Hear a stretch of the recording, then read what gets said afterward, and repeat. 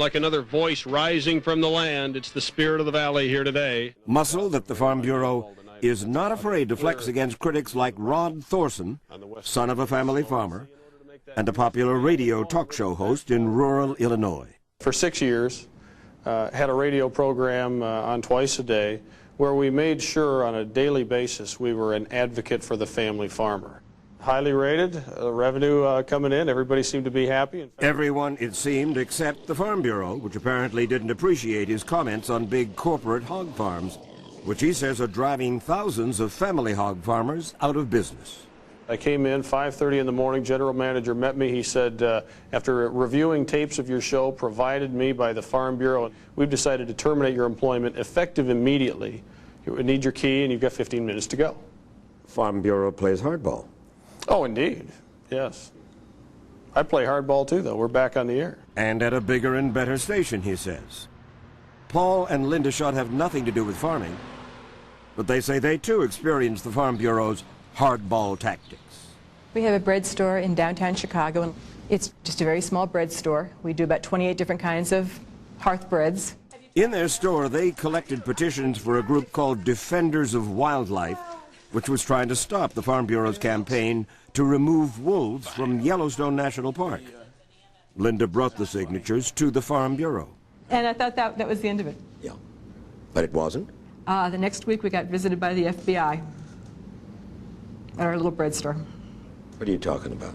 We had FBI agent come to our bread store and investigating us as though we were a threat to the Farm Bureau. We were sort of dumbfounded by the whole thing.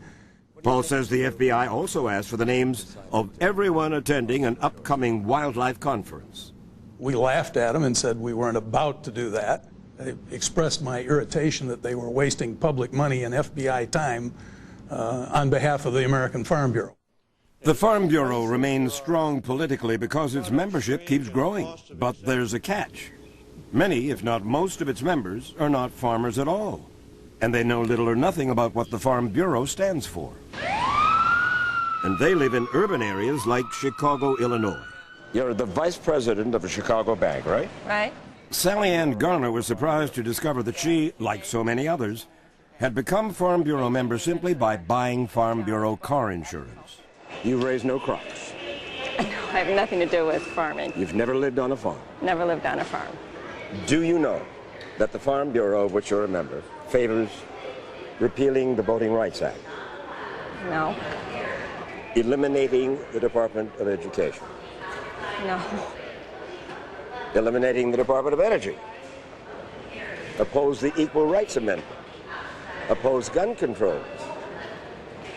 I did not know that. We've taken a very common sense approach to issues. Ed Wiederstein expressed disbelief when we told him that his association's updated policy manual says the Farm Bureau wants to repeal the Voting Rights Act. I guess I would be surprised if it's in there. I really would be. I would be surprised if it's in there. It's in there. It is. I'd have to look then. So we showed him. Well, you're right. It's right there. In fact, I'm shocked. Why is it that when the cattle are fat and the crops are good, all the farmers are poor? The skilled lobbyists in agriculture in Washington are Farm Bureau lobbyists. And they're sure happy to come to the aid of agribusiness when they need something, but when the American farmer needs some relief, where are they? It's a question that more struggling farmers today are asking. Nonetheless, the billion-dollar Farm Bureau marches on, proud and bigger than ever, still selling itself as a friend of the family farmer. We are daughters and sons of the soil.